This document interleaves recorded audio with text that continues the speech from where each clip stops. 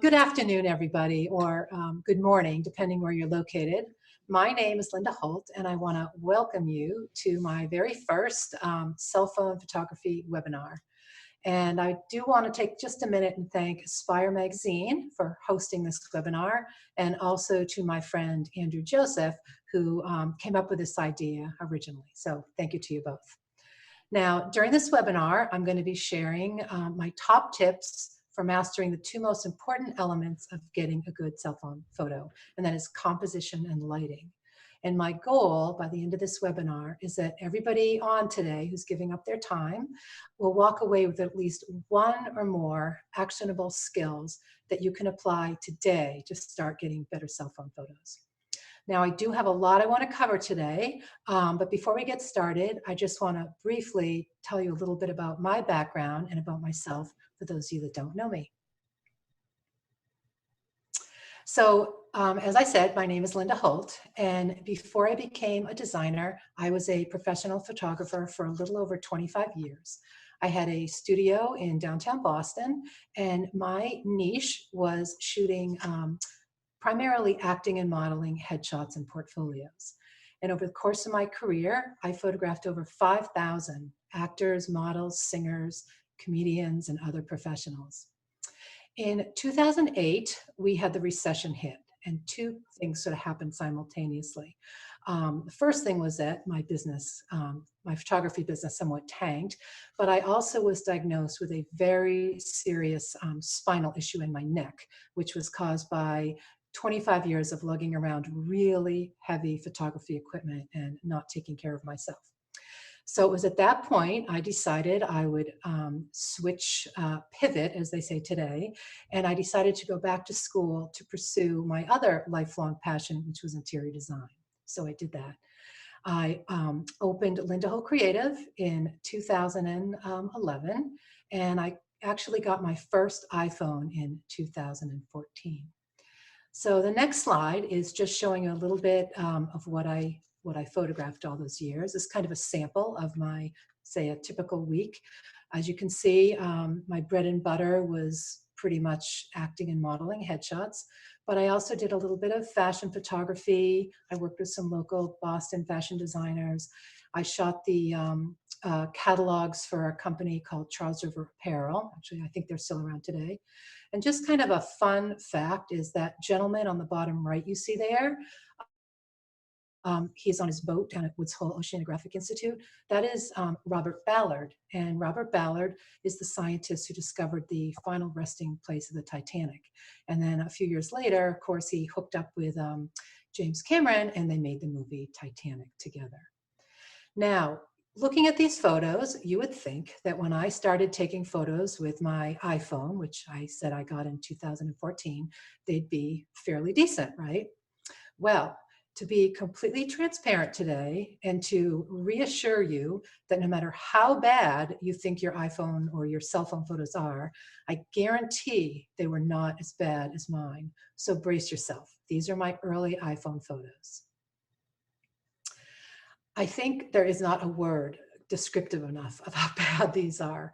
I knew nothing about how to use the phone. I didn't know the features, but the funny thing was, I didn't think it had anything to do with me. I blamed all of these problems on, quote, the crappy cell phone camera. At this point, I was still somewhat of a DSLR snob, and I thought the only way you could get a good photo was if you were carrying around a very expensive professional camera. So I did not take any time to, dig into the camera, learn how to use the most basic features. And this is what I got: dark photos, out of focus photos. I didn't even know how to properly hold the phone, as you can see how crooked they all are. And then I had what I can only describe as somewhat of a life-changing experience. I went to a seminar that was given by another professional photographer, and on the screen behind her was a collection of the most beautiful photos I had ever seen. And she said that all of the photos behind her was taken with her iPhone. Well, I literally was blown away because my iPhone photos looked absolutely nothing like hers. And she told us that she had literally put away her heavy, expensive cameras and was shooting all of her commercial jobs with her iPhone. So it was at that moment that I decided if she could do that, I could do that. And I came home and learned everything I could about the iPhone. I spent months watching YouTube videos, reading blogs. I even bought a couple of courses. And I'm sure you've all seen this expression or heard this expression, the best camera you will ever own is the one you have with you. Well, for me at this point, I no longer was using my heavy camera. I couldn't because of my neck. So I was using my iPhone exclusively, and it was really important that I learn how to use it correctly. So today I am proud to show you what my iPhone looks like, my iPhone photos look like, because they look like this.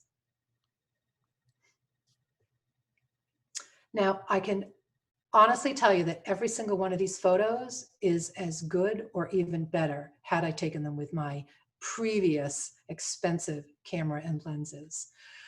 The iPhone camera is the most powerful tool, or I keep saying iPhone because I have an iPhone, but anybody that's watching this that doesn't have an iPhone, it applies to all cell phone cameras. The camera is so advanced and so good that today's camera is, I think, head and shoulders above even what my camera was back in 2015, my professional camera. All right, so let's jump right in today to this topic because I really have a lot I want to go over. And we're going to start with this next slide, which is composition. Composition simply means how you frame your photo. And there are 4 tips that I like, that I think are my favorite tips for getting a good composition with a cell phone photo. And it doesn't always apply to a DSLR, which is a little bit different. So today I'm sharing things that are, I think, exclusively important to the cell phone. We're going to go all through these 4 tips one at a time, but basically they're get your lines straight, use the rule of thirds if and when it applies. You want to fill the frame and you want to check your background. So let's start with tip number 1, getting your lines straight. In the photo on the left, the one thing about the cell phone, if you do not have your camera perfectly level, you're going to get a tip, and that or going to get converging or diverging lines. And that is because the cell phone camera has a very wide angle lens. So this photo on the left, I had taken the grid off my camera. I thought I was holding my camera straight, but you can see it looks like the buildings are leaning to the left. So what I did was I turned on my grid, and I'm going to tell you how to do that in a minute. Once you turn your grid on, you should leave it on at all times. The reason is the grid is such a helpful aid because you can line up one of the parallel or vertical lines to something in your photo that you know is parallel or perpendicular. So whether it's the edge of a building or a window frame or a horizon line, that's how you will know when your camera is as level as possible. Okay, let's move on to the next slide here. If you own the iPhone, and I'm assuming it's going to be similar if you have an Android, but to turn on the grid with the iPhone, you want to go into your settings, and the photo on the left is what it's going to look like. You're going to scroll down until you find camera, click on camera, and then the photo on the right is what you're going to see after it opens up. And you'll see right there, the second one down is grid. Just turn on the grid. It will be on all the time, and it is such a valuable tool. And it is especially valuable in my next tip, tip number 2, which is follow the rule of thirds. Now, the rule of thirds is not like it is in interior design. It does not mean shoot things in groups of 3s. But if you can imagine your phone screen divided up into thirds with lines vertically and horizontal, the rule of thirds states that it is most pleasing to the human eye to have the subject matter land on one of the intersecting lines, which in this slide is shown by the red dot. So I'm going to show you a really simple example of this to show you what I mean. So in this next slide, here's a photo just of a lighthouse. Same lighthouse, same lighting, taken seconds apart. And in the photo on the left, I have put the lighthouse right smack in the middle of the frame. It is not that interesting of a composition.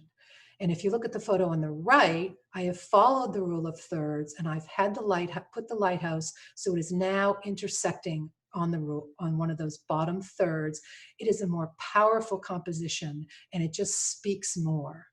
And another time, the rule of thirds is very, very helpful, and you really want to consider using it, is when you're photographing anything with motion, such as birds flying, people walking, automobiles. So in the next slide,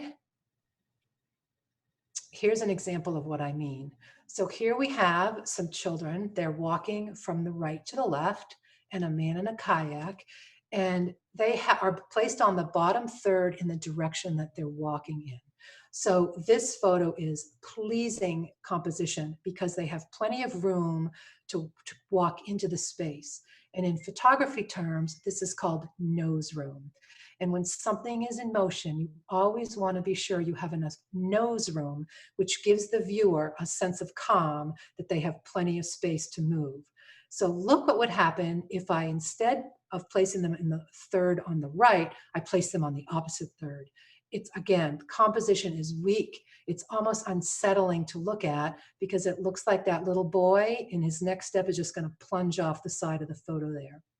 So keep in mind, follow the rule of thirds, especially with motion, and have plenty of nose room for the motion to go into. All right, this brings us to tip number 3. Tip number 3 is really important with a cell phone, and it is fill the frame with your subject. A lot of us are using our cell phone and we're looking at social media on our cell phone. So if you're posting a photo on Instagram or Facebook or really any social media, imagine that your audience looking at this is looking at it on their phone. So you have about a 2-inch square of real estate to make an impact with your photo. And one of the most common mistakes I see people make is they put way too much in the photo. For example, look at the photo on the left. 2 vintage cars. They're both equally as cool, equally as interesting, but the photo itself, because I tried to get so much in the photo, just is a nothing photo. It's not impactful at all. Versus the photo on the right, where I got in close and just focused on one car. So imagine if you're looking on Instagram, your eye would be caught, you'd catch your eye more, and it would be more of an impact if you saw the photo on the right than if you saw the photo on the left. And just a pro tip here, and I'm hoping you all know this, but never ever zoom with your cell phone by pinching your fingers out to enlarge the photo. The cell phone camera is not like a zoom lens on a DSLR. And all you're doing when you pinch out to enlarge the photo is blowing up the pixels, and you're degrading your photo. So I know what you're thinking. Well, what happens if you can't get closer to your subject? What if there's a river between you and what you're shooting, or you're shooting something way up on the building? Well, in this case, if you can't get closer to your subject, you want to do what I did here. This photo was just taken in January when I was in Paris at Paris Design Week, and I think we were late and we were rushing back to our hotel, and we were walking by the Louvre, and I happened to see some really interesting shadows in the background there, but I didn't have time to walk up and get the photo. So what I did was I just shot it as I was standing. I resisted that urge to, blow it up to get in close. And the next photo that you'll see is what I did once I got back and had some time. I simply cropped it. Now, when you crop in, you're still going to have some degradation of the photo, but not nearly as much as if I had zoomed in out with my fingers and just blown up all the pixels. So if you can, remember this little saying: zoom with your feet, not with your fingers. And if you can't zoom with your feet, the crop tool is your best friend. All right, let's move on now to my final tip for composition, and that is check your background before you shoot. This is a really important one. And this is another one I see all the time on social media. I see wonky things in the background that if the photographer had just moved a foot to the left or a foot to the right, the exit sign would be gone, or a plant growing out of somebody's head would be gone. Now, in defense of this, I want to tell you a little story. I am sure that the photographer taking this photo of my young friend here did not say, "Michael, stand right there. There's a palm tree growing out of your head. There's a happy little couple taking a selfie, and there's some distracting balled up coat on the bench next to you. In fact, I have a feeling the photographer taking this picture didn't see any of that. And there's a really good explanation why. And it actually goes back to when man was evolving off the savannah. It is actually encoded in our DNA that when we are focused intently on one subject, we don't see anything distracting around it. So imagine that back in when man was evolving, they were hunting a small prey.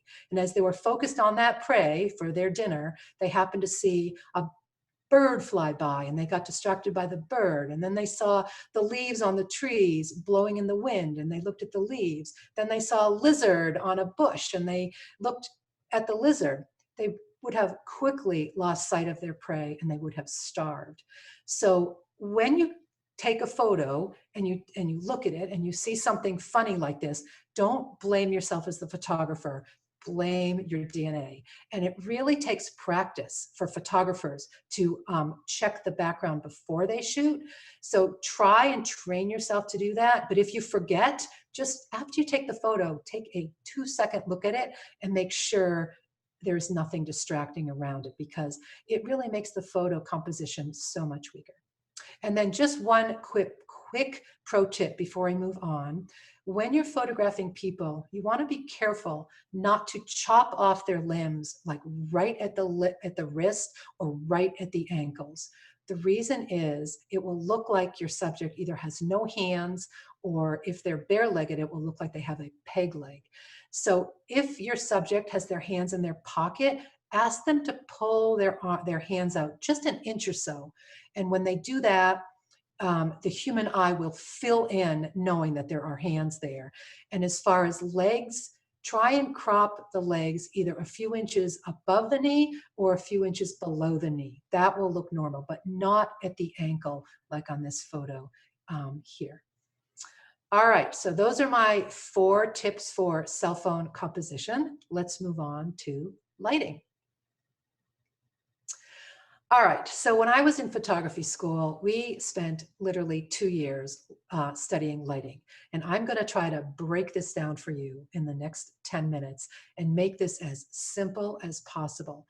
Because lighting, honestly, is the most important element of a good photo. It can make it or break it.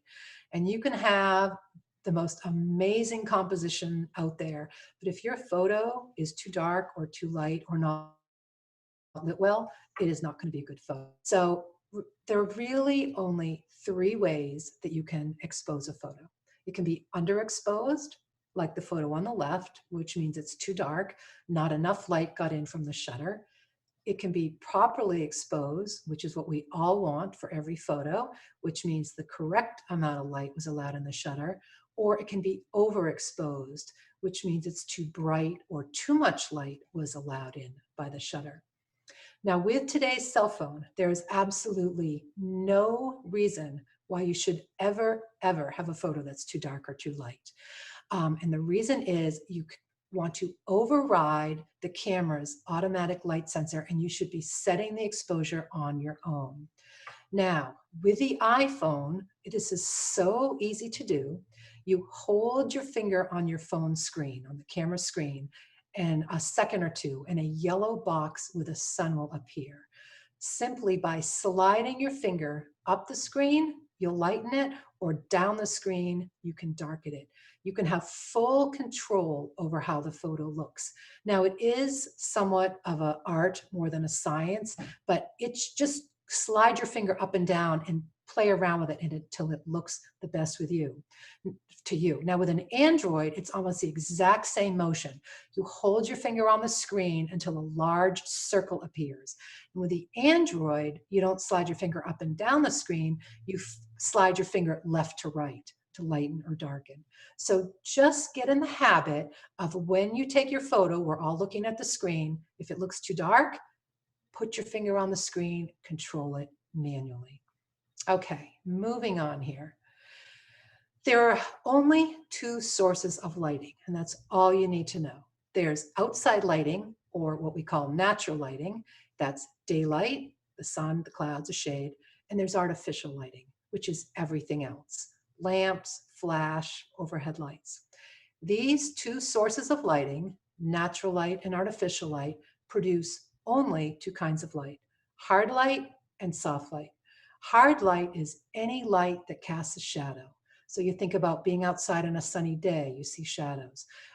If you're inside and you have your overhead ceiling lights on or a table lamp on, that's hard lighting. It will always cast shadows. Soft lighting is lighting that casts no shadows or very little shadows, such as on an overcast day when you have those beautiful high clouds, um, and there's no shadows, or studio lighting that professionals use where they're shooting through an umbrella or shooting through a softbox. They're doing that because the artificial light is hard lighting and they want to soften it. So they're putting that soft sheet between the light and the subject, and they're making soft lighting. So let's talk first about natural outside light and when the best time of the day is to shoot. There's three kinds of light if you're shooting outside. There's the first kind of light is what we call the golden hour. And the golden hour is 2 hours after sunrise and 2 hours before sunset. The golden hour is generally a professional photographer's favorite time of the day to shoot. The golden hour light is beautiful, warm, directional, but soft lighting. Almost everything looks good in this golden hour light, especially landscapes, portraits, things like that. Another great time to get out there and shoot is on an overcast day. And when I say overcast, I don't mean, dark and dreary about to start raining. I just mean when you have high clouds, it's overcast and bright, and you get that soft lighting because the clouds act like a big giant softbox and they filter out that hard light. And the best thing to photograph on an overcast day is anything with colors, because on an overcast day, colors just absolutely pop. So if you're doing landscapes or maybe fashion photography, anything where you really want the colors to stand out, the best time to shoot is on an overcast day. Last kind of light for outside is midday light. This is kind of between 10 and 2 or 11 and 3, depending on, the time of the year or where you're located. This is hard lighting, and it's generally photographers' least favorite time of the day to shoot, which is why photographers, professionals, you'll find them, getting up at the crack of dawn or waiting until just before sunset to shoot. Midday sun is hard lighting. There aren't a lot of subject matter that looks really nice in hard lighting, unless you're doing maybe a really arty, artistic portrait and you want those hard, dark shadows going across your subject's face, or you're doing a dramatic, maybe cityscape and you want hard shadows cast from the building. But in general, it is not a flattering lighting. It's more of a dramatic lighting, which can work if that's the look you're going for. So let's go through each of these lights and I'll show you a visual of what each light looks like.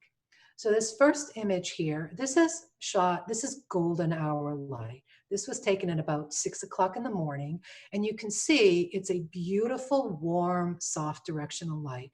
There are still some shadows. You can see shadows underneath the overhang on the balcony of the building. You can see sort of the orangey glow on these gray shingled buildings, but it's just such pretty lighting. The next one is shot on moving forward, on an overcast day. So again, overcast day, no shadows. It's a great day to shoot colors because they really pop. So you can see, look at the lusciousness of the green leaves on that hydrangea and the bright pink flowers, and even the very subtle pink of that screen door is showing. And then of course the other pink door behind it. And I guarantee you that if this was done on a sunny day, that real soft pink screen door would have just looked white. You would not have seen that really subtle color. So overcast days, again, a beautiful time to shoot. You have the whole day, really. And then the last light is the midday sunlight. And again, it kind of is what it is. Your darks are going to be very dark. Your highlights are going to be very light. colors will generally tend to be washed out because of the harsh sun. Um, but again, if it's something dramatic and that's what you're going for, then get out there with midday sun. All right, so that is sort of our outside lighting. And now I'd like to move on to inside lighting. Now with inside lighting, there's sort of three things that we generally are looking to photograph inside. We're looking to photograph a room interior or things in the room. Or if we're a blogger or a designer, then we may be looking to shoot flat lays or food or small products. And of course, we're all shooting people in selfies inside in restaurants and places like that. So let's start off and talk about shooting an interior space. Now, as counterintuitive as this sounds, you actually want to shoot an interior space with natural light. But you want to choose a time of the day when the light is the most even in the room. So in other words, you want to stay away from bright sunlight streaming through the window because it's going to be too contrasty for the cell phone to fix a very bright sun versus the rest of the room. So this image on the right, which is my little dining nook in our condo, this photo was taken at 4:30 in the afternoon because it's the only time of the day when I don't have harsh sun. That's a southwest facing room pouring through that window, blasting everything out. So again, you want to go when the light looks even and somewhat, nice flat even lighting. Now, moving on, if you remember nothing from this webinar today, it is this next slide. As much as everybody wants to turn on the interior lights, you absolutely need to turn off your interior lights. And if you'd say, well, I can't shoot the room without all the lights on, then I have to tell you, it is not a job for the cell phone. That's when you have to hire a professional interior photographer who will bring those supplementary lights with their soft boxes, and they will reproduce daylight with their studio lights. Now I'm going to show you why you don't want to have the interior lights on. This is what you usually will get with interior lights on. So let's start with that photo on the left. First of all, once you get those white Swiss cheese dots in a ceiling, there's no bringing that back in editing. It's just blown out white. You can remove them with an app, but you're not going to fix that lighting. But more importantly, again, interior lighting is hard lighting. So look at those dark shadows under the cabinetry. Look at the shine and the glare on the walls and on the countertop. And I'm sure this is a lovely kitchen, but the light is so unflattering that it makes the kitchen just feel really cold and unappealing. Now, I happen to notice on the right there's a window shade all the way down. Now, had the photographer turned off all the lights and just lifted that shade and waited for a time of the day when the sun wasn't pouring through, they could have gotten a beautiful shot of that kitchen. And then again, looking at the shot in the middle, because the overhead lights are on, look at that shadow from the faucet, very unattractive. But worse is, look at the cabinets off to the left. They have those spots on, you get those hot spots running right down the cabinets. But look underneath the cabinets. It's like a black hole. You don't know, is that a backsplash? Is that tile? Is that more of the, what appears to be maybe marble? Again, there's no fixing that in editing. And then of course there's glare on the hood and glare everywhere. And then finally, looking over at the photo on the right, same issue. You've got those hot spots underneath the cabinets that are completely blowing out the tile backsplash. You've lost the detail in your, especially the pendant light on the left, and you have hard shadows underneath that island there. So again, you always want to turn off the lights. And even if you don't see the lights in the photo, the next slide shows what happens when you leave the lights on. And that is, you will always get a color cast. Usually it will be yellow, pink, or orange. So here's the exact same shot, one taken with the lights on, the other one taken with the lights off. See the difference? Now you can work some, with effort, you can fix some of this yellowy orange cast in editing, but why? It's just easier to turn the lights off. And what you can't fix very easily, if you look at the shadows cast from that little candelabra and also the that little topiary on the mantle, those shadows are gone when you turn the lights off and just light it with a soft light. So beware of interior lights, not only for the harsh light, the shadows, but the color shifts. So now let's move on and talk about flat lays, which is very popular to post on Instagram these days. So similar to what I told you about shooting an interior, you do not want to shoot with an overhead light on right over your flat lay. So if you can, you again want to use natural light.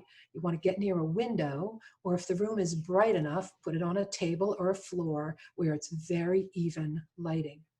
Sometimes what happens, as is shown in this image, if you have it near a window, and this one is placed on a table, there's a window just to the left of the image, is that as the light travels from left to right, it starts to drop off.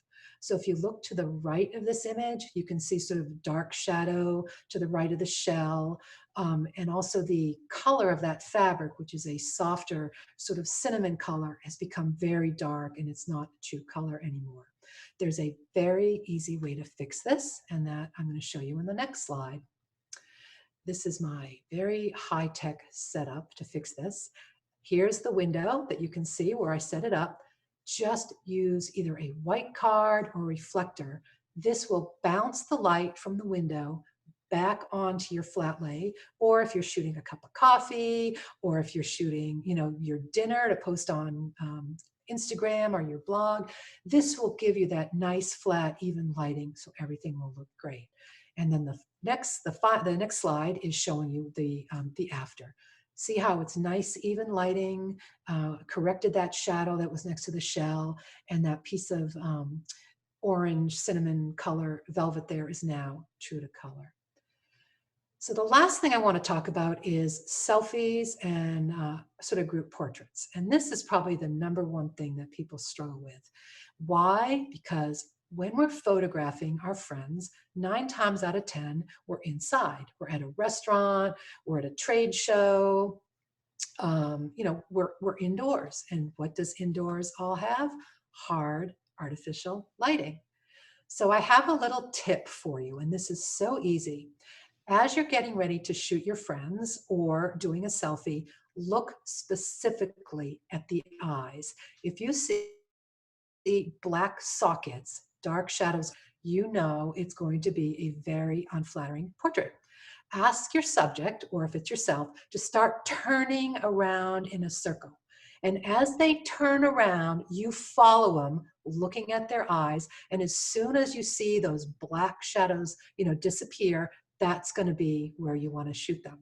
Now, if you have them turn around in a full circle and you still see horrible black sockets, then you need to literally move them to another area. If you're inside, try to find an open hallway, or if there's any source of natural light, get near there. It will make such a difference. So in this photo here that you see, this is my son's girlfriend in the middle, and this was her 30th birthday party at a brewery in Boston. And her college friends, who she hadn't seen in many years, drove down to see her. And I watched as another one of their friends took this photo. So besides the fact that the composition, as you can see, is not very good, look at all those distracting things in the background. She didn't fill the frame.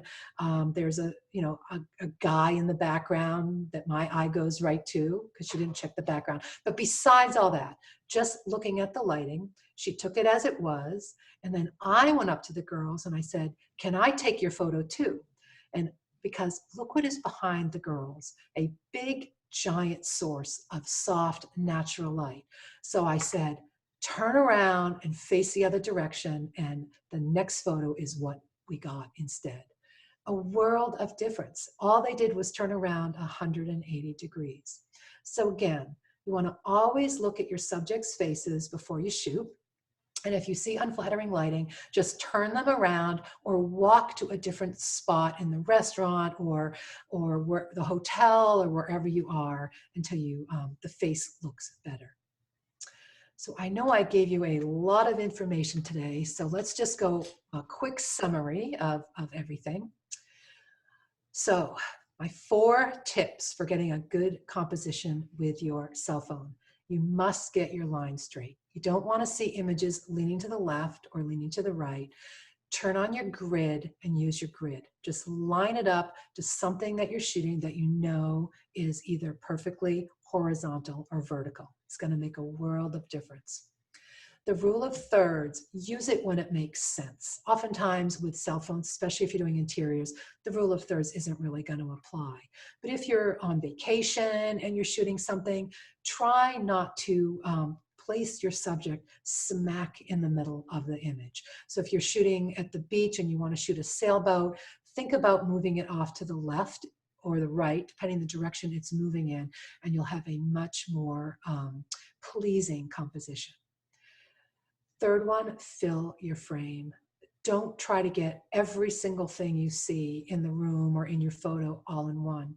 Again, if you're posting on social media, you have a little tiny piece of real estate to make an impact. So fill that frame and you're going to find that you're going to get a much better result. And most importantly, remember, zoom with your feet, not with your fingers. And if you can't zoom with your feet, crop tool is your best friend.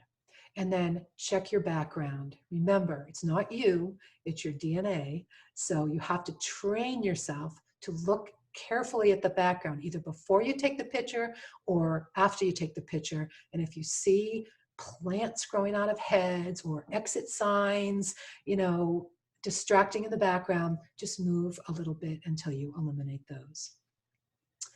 Lighting. With outside lighting, you want to think about what ahead of time, what kind of look do you want? What are you going to be shooting? Do you want to do a family portrait? Maybe you want to get out there on an overcast day where everyone will just be nice flat lighting and everybody will look good. Or maybe you want to get out there at the crack of dawn and get that soft, warm sunrise light on everybody's face. Or maybe you want to do a very dramatic city scene. And you want to get out there in midday with hard shadows and hard sun, or you just want that, again, that nice soft light. So give it a little bit of thought if you can, and try to find the optimal time of the day when you're shooting outside. Interior photos, soft, even lighting is the best when you're shooting interiors. You absolutely have to turn off those overhead lights or lamps or anything in the room. Remember, it casts hard shadows and it causes color shifts, and you cannot bring that back with editing, no matter how good you are. So if it is a situation where you cannot get the shot without turning on the lights, then you have to call in the professional. If you're shooting a flat lay or you're doing a small product or the food, try and shoot either near a window, and if so, you might want to get a white card or even a white book. Anything that is light or white will reflect that light back to make it more of an even lighting. And then people, so easy. Just look at their faces, look at their eyes.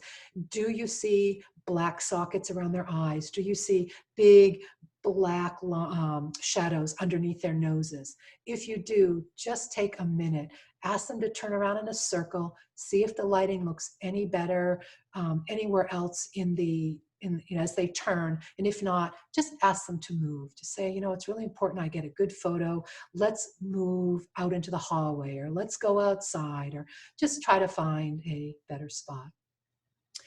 And then the last thing I want to leave you with is this.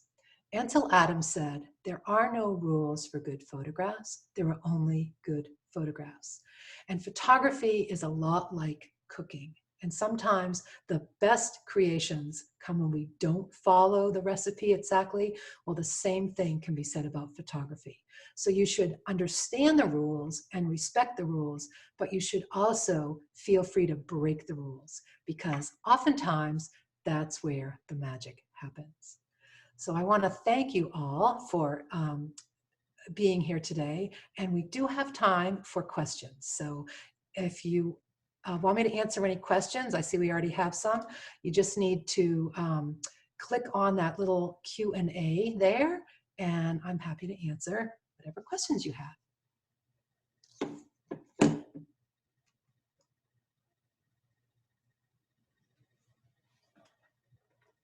Oh, good. I'm glad you all enjoyed this. You're welcome. So if there's questions, we'll hang on here a minute or so. Okay, so the question is, fill the frame. Fill the frame, I just mean by that, make sure your image is taking up most of the frame.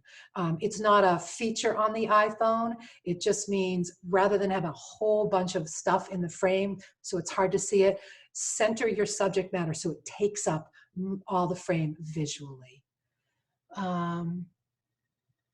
So it's this question from Sherry for lighting on my iPhone. When I go to move my finger for the exposure, I see AEAF lock. Is there a way to change this? No, and that's actually what AEAF lock is. It's auto exposure, auto focus. So what that is, when you're trying to control the light with the sun icon by moving your finger up and down, if you hold it there long enough, you're gonna see that AEAF pop up.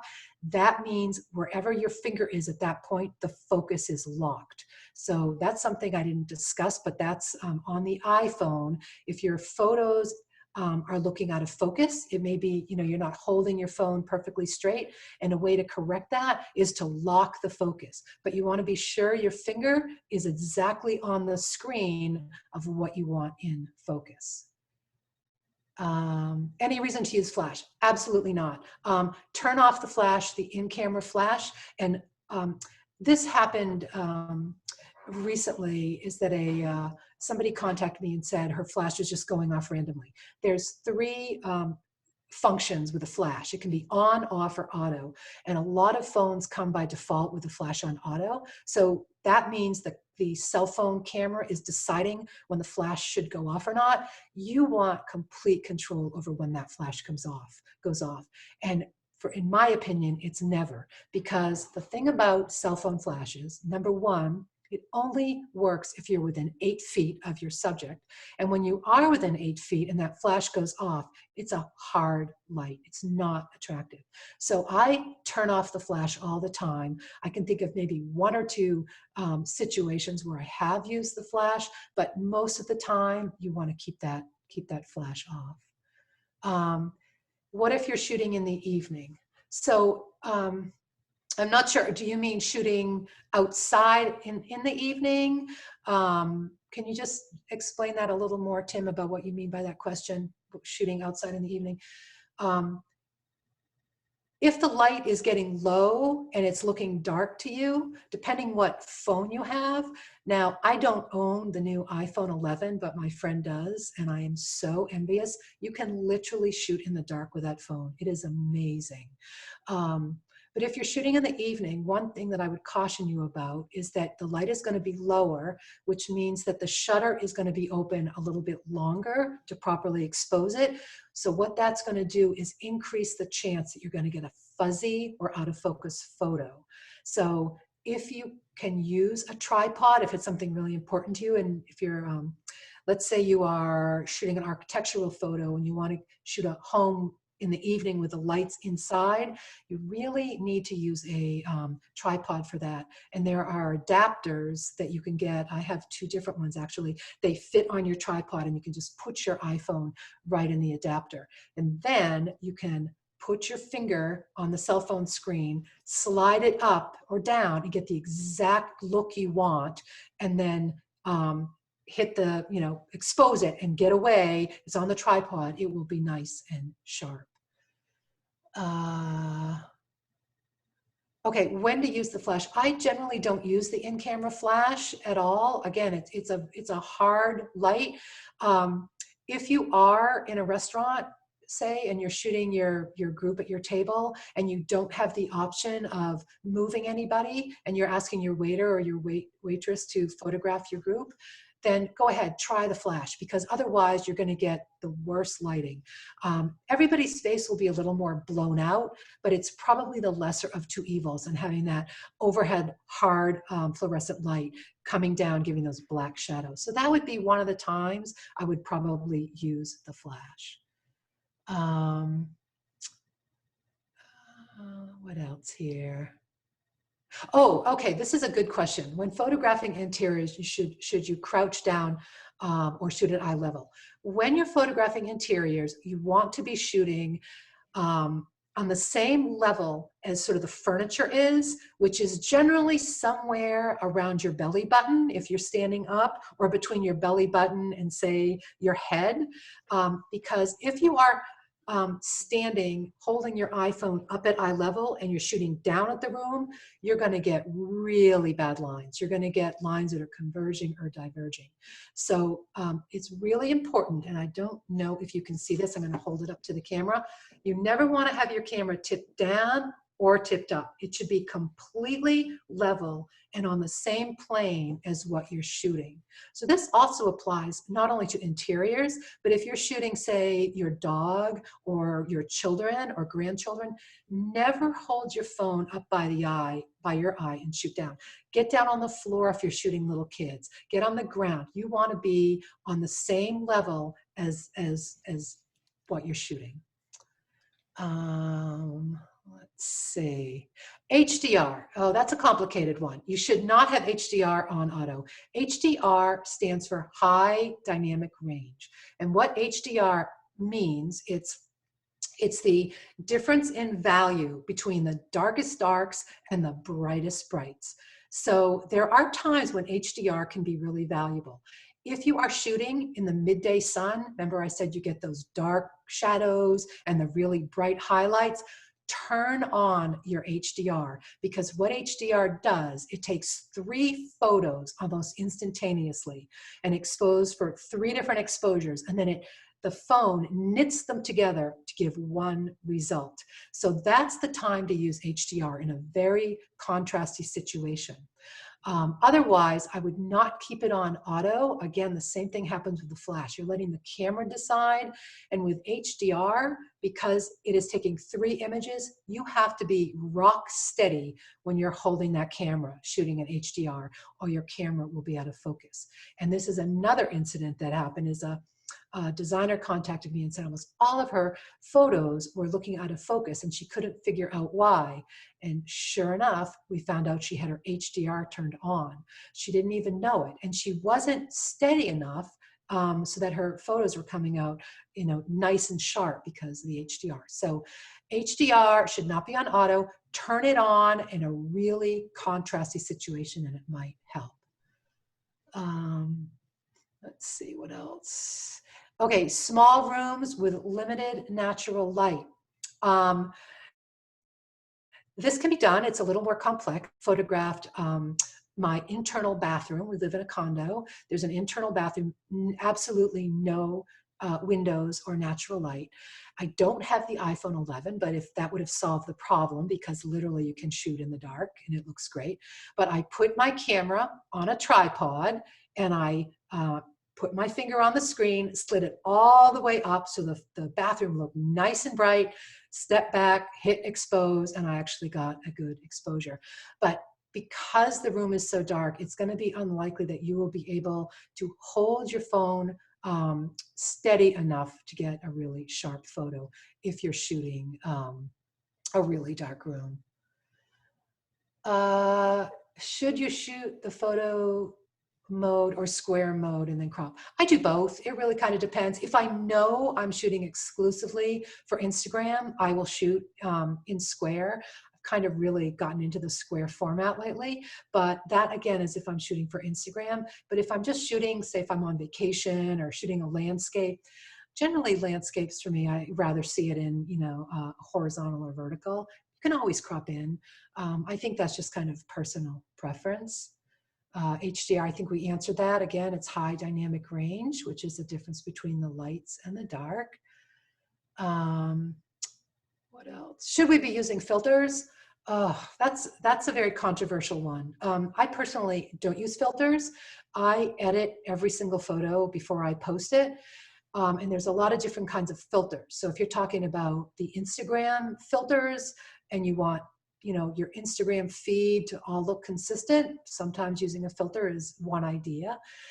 If the filter is changing the color, on the iPhone, there is an option of shooting with one of the filters, and they're really bizarre. They're like vivid, and it makes your photo like bizarrely saturated. There's cool, which puts a blue cast on everything. There's warm. So the thing I don't like about filters personally is that it shifts the color. And because I do so much shooting for my client work, especially with interiors, you don't want to have a color shift. Now, if you're shooting something like an artistic, you're doing a portrait or you're doing a landscape, go for it. Try different filters, see what you like. I use the Visco app. It's VSCO, and they have some beautiful filters. And I will oftentimes apply a filter, just play around with it. I don't have any favorite filters because I don't use them that often, but you can just play around and apply a filter and see what it looks like. Live mode. What live mode does, if you have one of the newer iPhones, is it shoots a really short video, like a 3-second video, or maybe it's in 2 seconds, before it takes the photo. So afterwards, you'll have a 2-second movement, photo, 2-second movement. It's kind of gimmicky, but it can be kind of fun, if you want to, if you're shooting a waterfall and you just want to get that little bit of movement, or maybe your child running across the yard. But live mode just gives you a little short video before and after. And again, similar to HDR, you have to be rock steady when you're using the live mode because it is a video. So just be aware of that, which generally means you have to be in really good lighting. I have an iPhone X. Any reason to upgrade? I have an iPhone X too. I love my iPhone X. The only reason why I want to get the 11, honestly, is because of that night mode. But that's because I shoot a lot of interiors where it's dark, and it would solve my problem. I would never need to hire a professional interior photographer again. But if you're not a designer and you're not shooting interiors and you're not shooting at night, I see no reason to upgrade to the 11. I do use the HDR feature. Like I said, I use it on sunny, contrasty days. Are there any other tricks with the phone besides the grid and the finger sliding for light that can help us get great shots? I would say make sure your photos are in focus. And to do that, again, you just hold your finger on the screen if you have the iPhone, until that yellow box comes up. It will flash 2 or 3 times. And once it does that, wherever your finger is, it means that focus, even if you move the camera around, will still be locked in. For best product shot, white, light background best, white or black or mid-gray, depending what you're shooting. If you're shooting a light product, I would go with a darker background. And if you're shooting a darker product, I would go with a white background. White, when I was professional, we almost always use white for product. And then if you decide later in Photoshop, you can change it to a blue or red or do whatever you want. Black can be a little bit harder to light. So generally my preference would be white.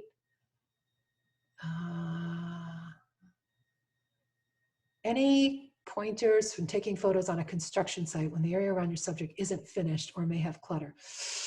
I would say, depending what you were shooting, get in as close as you can to eliminate all that clutter.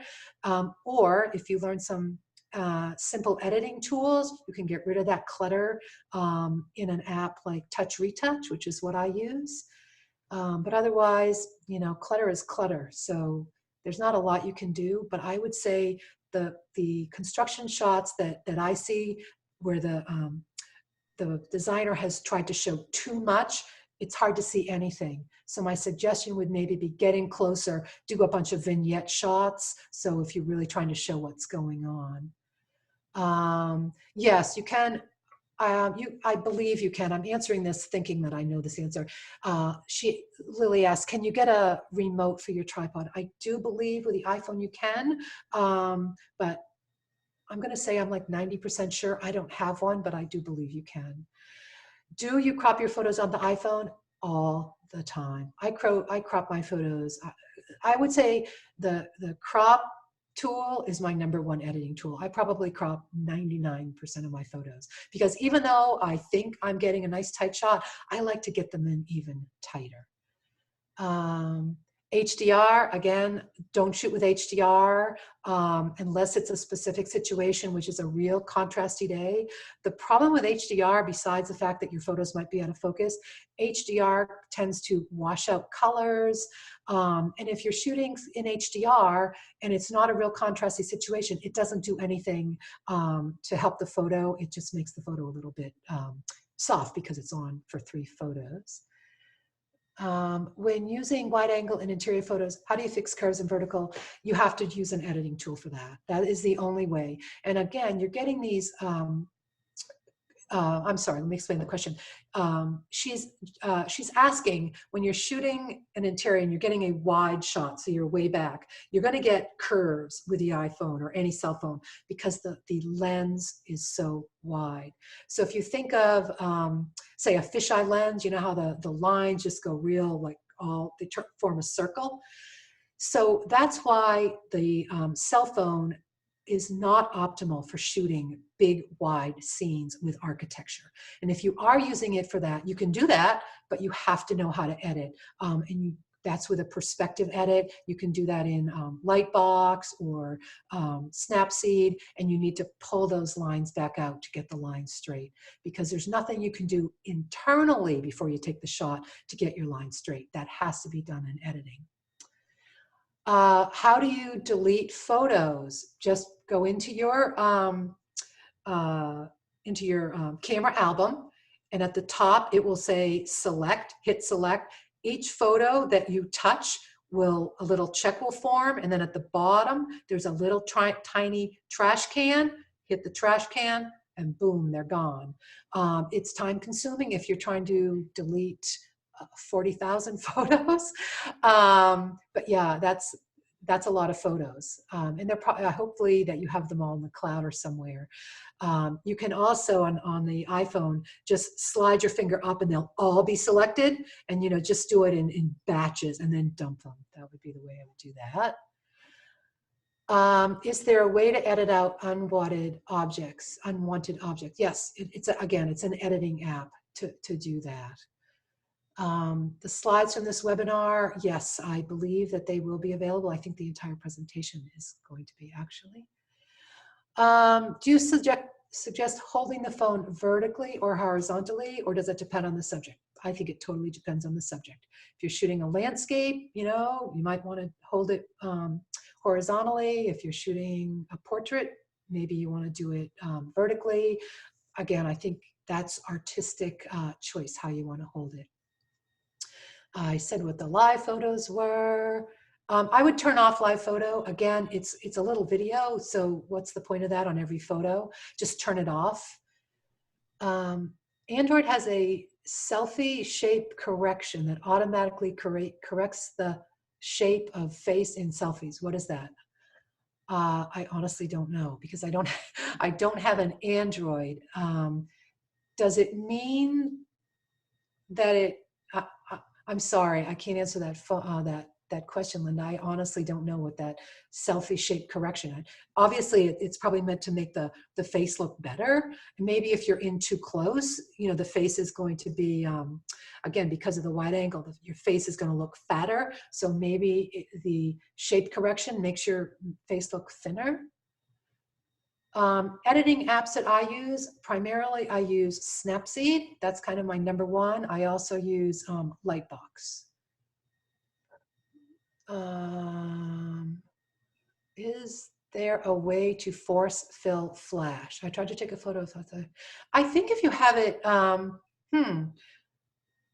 good question, Linda. I have not had that problem. When I've tried to force flash it, I'm sorry, Linda asked, is there a way to force fill flash? So what she means is if she's outside and she sees a shadow, she's taking a picture of a flower and she wants to fill in that shadow by turning her flash on to take the picture.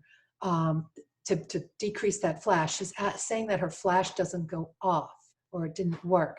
Are you sure you didn't have it on auto? Because it should. I mean, I have done that many times and my flash has gone off. I don't know what phone you have, but it should go off. If you put it on, it should go off every time you shoot.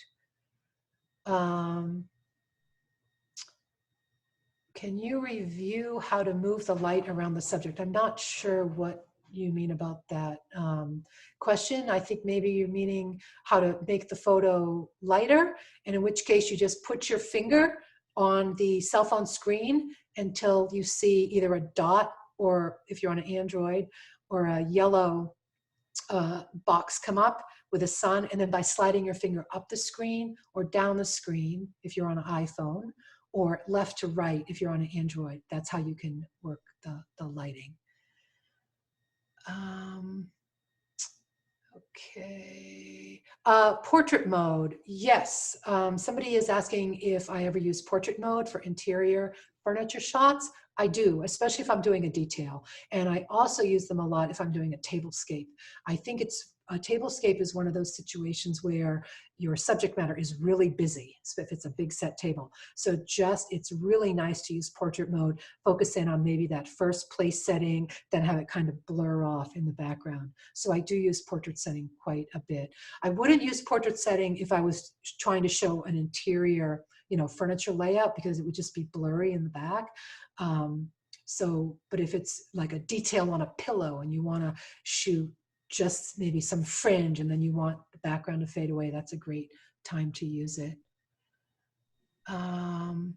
You shared one of your photos at the beginning that was flowers with a black background. How did you achieve that black background? That was in editing, and I wish I had time to explain because it's a little complicated.